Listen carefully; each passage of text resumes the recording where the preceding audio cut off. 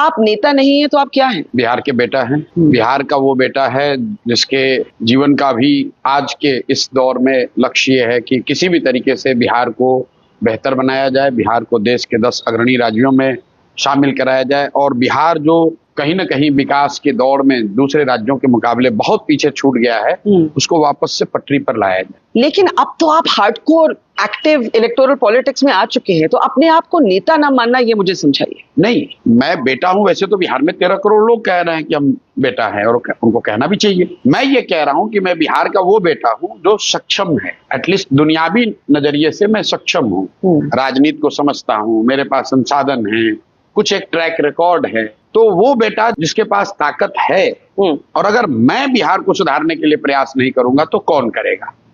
बिहार वो राज्य है जिसको ज्यादातर नेताओं ने, दलों ने न सुधर पाने वाला मानकर एक तरीके से छोड़ दिया है। ऐसा नहीं है कि मैंने कभी सोनिया गांधी, राहुल गांधी से बात नहीं करी होगी, ऐसा नहीं है कि मैंने कभी भाजपा के नेताओं से बात नहीं की होगी शुरुआती दौर में कि नहीं बिहार में कुछ ट्रांसफॉर्मेशनल होना चाहिए। नीतीश के साथ भी उसी एस्पिरेशन से गए थे, लेकिन मैंने ये पाया अपनी प्राइवेट कॉन्वर्सेशन में कि लोग ये कहते हैं हाँ ठीक है, होना तो चाहिए, लेकिन बिहार नहीं सुधर सकता यार।